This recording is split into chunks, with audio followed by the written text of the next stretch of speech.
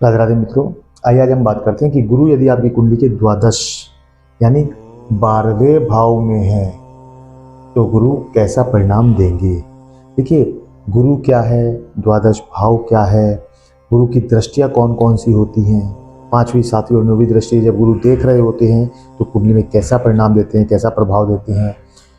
दूसरे समाज के लोग भी चाहेंगे आपको कि हाँ, अपने राज बिल्कुल भी ना खोलें, कैश दान ना दें, संपत्ति को संभालें, खोना मत, गलत राय ना दें, विदेश यात्रा या दुख सोच समझकर ही खर्च करें। तो आज हम लोग इसी बारे में चर्चा करेंगे कि 12वां भाव किस चीज़ का है, गुरु क्या है और 12वें भाव में बैठकर गुरु इस तरह के कैसे कैसे परिणाम देता है। इन सभी के विषय में आज हम लोग चर्चा करेंगे। तो मित्रों, यदि आपने चैनल को अभी तक सब्सक्राइब नहीं किया तो प्लीज़ आप सब्सक्राइब जरूर कर लें। वीडियो को ज़्यादा से ज़्यादा लाइक करें, शेयर करें, कमेंट करें। आपका शेयर और कमेंट ही हमें मोटिवेट करता है, आपका एक लाइक हमें मोटिवेट करता है कि हम आपके लिए नई नई वीडियो बनाएं, अलग अलग ग्रहों के अलग अलग भाव में प्रभाव के लिए वीडियो बनाएं। तो आइए वीडियो की शुरुआत करते हैं। देखिए, 12वां भाव आपकी कुंडली में, मान लीजिए ये लगन कुंडली है और लगन कुंडली में यदि गुरु यहाँ पर बैठे हैं, ये ऊपर छोटे वाले ट्रायंगल की तरफ बैठे हैं, तो समझ लीजिएगा कि गुरु आपके 12वें द्वादश भाव में बैठे हैं। अब द्वादश भाव किस चीज का होता है? द्वादश भाव मोक्ष का भाव होता है, द्वादश भाव खर्च का भाव होता है, द्वादश भाव विदेश यात्रा का भाव होता है। अब यदि गुरु आपके 12वें भाव में बैठे हैं तो गुरु आपको किस तरीके का परिणाम देंगे। देखिए, बात करते हैं कि गुरु यदि आपके 12वें भाव में बैठे हैं तो आपको लोगों के साथ जुड़ना बहुत पसंद है। आप ऐसा नहीं कि सिर्फ अपने ही समाज से जुड़े रहेंगे, बल्कि दूसरे समाज के लोग भी आपको चाहेंगे। यदि आप हिंदू धर्म से हैं या जैन समाज से हैं, वैश्य समाज से हैं, ब्राह्मण समाज से, आप जिस भी समाज से हैं, दूसरे समाज के लोग भी आपको जानना चाहेंगे, आपसे जुड़ना चाहेंगे। आपकी लोगों के बीच में एक अच्छी पहचान, अच्छी पकड़ होगी। लोग आपकी बातों पर विश्वास करेंगे, आपको समझेंगे, जैसा आप उनसे कहेंगे वो आपकी बातों पर उसी तरह से पूरी तरह विश्वास कर लेंगे, क्योंकि गुरु आपके 12वें भाव में बैठे हैं। और निश्चित रूप से 12वें भाव में जब गुरु बैठ जाते हैं तो आपको बहुत ज़्यादा आध्यात्मिक बनाते हैं, आपकी सोच को बहुत ज़्यादा ऊपर स्तर तक ले जाते हैं। आप किसी की भी मदद करने के लिए एकदम तैयार हो जाते हैं। कोई भी व्यक्ति आपके सामने आया, उसने थोड़ा सा भी अपना दुख प्रकट किया, आप उसके दुख को अपना दुख मानकर उसके दुख में इतना घुल मिल जाते हैं, इतना शरीक हो जाते हैं कि फिर आप अपने आप से सब कुछ भूलकर उसकी मदद करने के लिए तैयार हो जाते हैं। आप उसका दुख अपना दुख मानकर उसके दुख में पूरी तरह से शरीक हो जाते हैं। ये यहाँ पर बैठकर गुरु आपको देता है। अब देखिए, जब गुरु 12वें भाव में बैठे हैं तो विदेश यात्रा या दुख, ये हमने क्यों लिखा है कि आप विदेश यात्रा के लिए जा सकते हैं, परंतु एक चीज का ध्यान रखें, यदि आप विदेश जा रहे हैं तो पूरी लिखा पढ़ी के साथ जाएं। कहीं ऐसा ना हो कि आप किसी एजेंट के थ्रू जा रहे हैं। मैं बहुत स्पष्ट बात कर रहा हूं, आप बिल्कुल प्लीज ध्यान से सुने और वीडियो को अंत तक देखें ताकि आपको समझ में आए कि गुरु किस तरह के परिणाम देगा।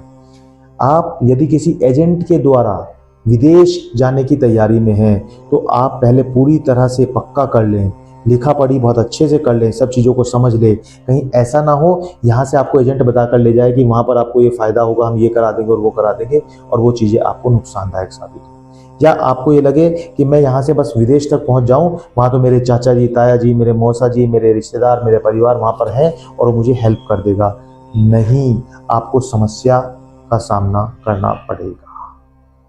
तो ध्यान रखें, यदि 12वें भाव में गुरु हैं तो या तो आप विदेश ना जाएं, और अगर जा रहे हैं तो बड़ी लिखा पढ़ी, समझदारी, देखभाल कर ही आप ये स्टेप लें, तभी आप विदेश के लिए अग्रसर हों।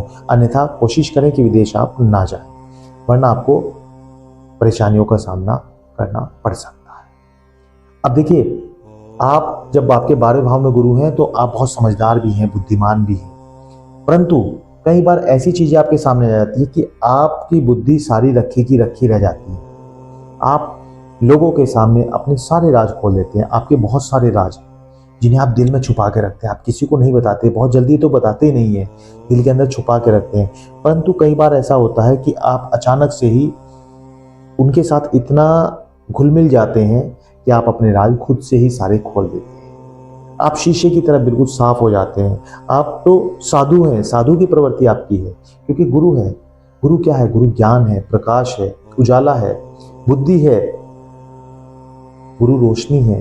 तो आप भी उसी शीशे की भांति बिल्कुल क्लियर, अपने आप को दर्पण की भांति क्लियर कर देते हैं, अपनी सारे राज खोलकर दूसरे के सामने रख देते हैं, जो कि आपको कई बार नुकसान देना शुरू हो जाता है। ध्यान रखें, हमें अपने सारे राज नहीं खोलने। कोई छोटी मोटी बात हम बता सकते हैं, शेयर कर सकते हैं, लेकिन यदि गुरु 12वें में बैठे हैं तो आप अपने राज बिल्कुल ना खोलें। गुरु पंचम दृष्टि से आपकी संपत्ति को देख रही हैं। संपत्ति आपको मिलेगी, आपकी जो पैतृक संपत्ति होगी, पुरानी पिछली संपत्ति होगी, आपके अपने धन से खुद से कमाई हुई संपत्ति होगी, सब आपको मिलेगी, सब आपके पास रहेगी, परंतु उसको संभाल कर रखना है, खोना नहीं। यदि आपने गुरु 12वें भाव में बैठे हैं, जुआ, सट्टा, इन सब चीज़ों में पैसा लगाना शुरू किया, आपने गलत चीज़ों में व्यय करना शुरू किया, क्योंकि हमने लिखा है सोच समझ कर ही खर्च करें। यदि आपने उल्टा सीधा खर्च करने की कोशिश की तो यहाँ से आपको नुकसान होना शुरू हो जाएगा और आप अपनी संपत्ति को भी दांव पर लगा देंगे और सारी संपत्ति आपकी नष्ट हो जाएगी। आप खुद अपने हाथ से अपनी संपत्ति का नुकसान कर लेंगे। बहुत स्पष्ट कह रहा हूँ, जुए सट्टे में पैसा बिल्कुल ना लगाएं, वरना आप सब कुछ खो देंगे, अपनी संपत्ति भी खत्म कर देंगे। एक एक करके आपके मकान, दुकान, प्लाट सब कुछ बिक जाएगा यदि आपने थोड़ा सा भी गलत चलने की कोशिश की। बहुत सोच समझकर खर्च करना है। पैसा आपकी बहुत मेहनत का है, ईमानदारी का है। किसी को भी दे रहे हैं तो उसको भी सोच समझ कर दें कि मेरा पैसा वापस आएगा या नहीं आएगा। इतने उत्साहित ना हो जाए, इतने ज़्यादा दयालु ना हो जाए, इतने मनोवैज्ञानिक ना हो जाए कि आप दूसरे की भावनाओं से इतना ज़्यादा जुड़ जाए कि अपना सब कुछ उसको देने के लिए तैयार हो जाते हैं। बहुत सोच समझकर आपको स्टेप रखने हैं। कैश दान बिल्कुल भी ना करें। जब गुरु आपको 11वें भाव में आपके बैठे हैं तो आपको दान भी सोच समझ कर करना है। यदि आपने दान कैश दिया तो आप खाली होना शुरू हो जाएंगे। चीज़ों का आप दान दे सकते हो, वस्तु का दान दे सकते हो, मंदिर, पूजा, घर में, गुरुद्वारे में, कहीं भी आप दान देना चाहते हैं निश्चित रूप से दें, लेकिन कैश दान ना दें। वहाँ पर सामान का दान दें तो आपको भरपूर फायदा उसका मिलेगा। परंतु यदि कैश दिया, एक बार दिया तो चलता चला जाएगा और आपका खजाना, क्योंकि आपकी पोटली में छेद है, आपकी जो खजाना है, आपकी जो तिजोरी है उसमें छेद है, तो सोच समझ कर खर्च करें दोस्तों। ऐसा ना हो कि वो छेद सारा ही एक दिन सारा सब कुछ बाहर निकाल दें। बड़े सोच समझ कर उस छेद के ऊपर हमें पैबंद लगा के चलना है, उसको सोच समझ कर खर्च करना है। ऐसा ना हो कि हमारे पास से धीरे धीरे सब कुछ खत्म हो जाए और एक उम्र के बाद हम खाली हो जाए। और जो व्यक्ति सोच समझ कर चलते हैं तो लगभग 40 से 42 वर्ष की आयु के बाद वो बहुत अच्छे स्तर पर धन इकट्ठा कर लेते हैं। उनके पास अच्छी प्रॉपर्टी होती है और वो और भी प्रॉपर्टी की तलाश में रहते हैं यदि वो अच्छे ढंग से चल रहे होते हैं। अब देखिए, गुरु की जब सप्तम दृष्टि की बात करें, गुरु की सप्तम दृष्टि जब आपके 6ठे भाव पर हो तो गुरु आपको पैरों में दर्द देता है। बीपी की समस्या हो सकती है, पैरों के दर्द की समस्या, शुगर की समस्या, इस तरह की चीज़ें गुरु आपको यहाँ पर देते हैं।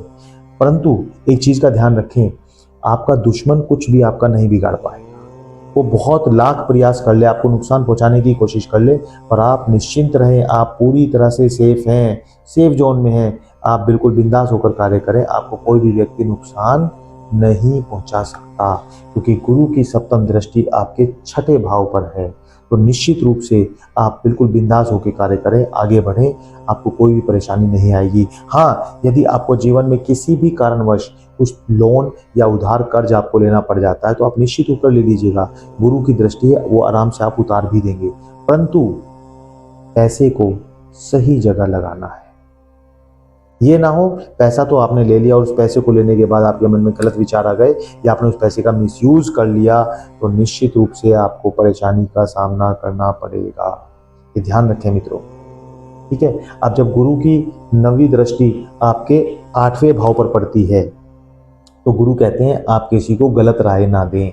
यदि आप अच्छी राय देंगे तो आपके साथ भी चीज़ें अच्छी होंगी, आप किसी दूसरे को गलत राय देंगे तो आपके साथ भी चीज़ें गलत होंगी, क्योंकि गुरु आपके अकल्ट साइंस में बैठ गए, अंधेरे के घर में बैठ गए, जहां आपको गुरु उजाला कर देते हैं। और ऐसा माना जाता है गुरु यदि 4, 6 और 8वें घर में बैठ जाते हैं तो निश्चित रूप से गुरु अच्छे परिणाम देते हैं। और जब गुरु की दृष्टि आपके अष्टम भाव पर आ जाती है, जहाँ अंधेरे का भाव जिसको मृत्यु का भाव कहा जाता है, तो वो भाव भी आपका चमक उठता है, वहाँ से भी आपको लाभ होना शुरू हो जाता है, आपकी परेशानियां खत्म होनी शुरू हो जाती हैं। बस आप किसी को गलत सलाह ना दें। गुरु की 9वीं दृष्टि आपके जब अष्टम भाव पर पड़ती है तो आपके ससुराल से संबंध अच्छे रहते हैं, वहां से भी आपको धन प्राप्ति के योग बनते हैं। अचानक धन आपको वहां से मिल सकता है, ससुराल पक्ष से निश्चित रूप से आपको कुछ फायदा हो सकता है। मामा के घर से आपको कुछ धन लाभ हो सकता है। मामा या ससुराल, इन दो, यानी आपके पिता की ससुराल या आपकी ससुराल, इन दोनों जगह से आपको लाभ हो सकता है जब गुरु की दृष्टि आपके अष्टम भाव पर पड़ती है।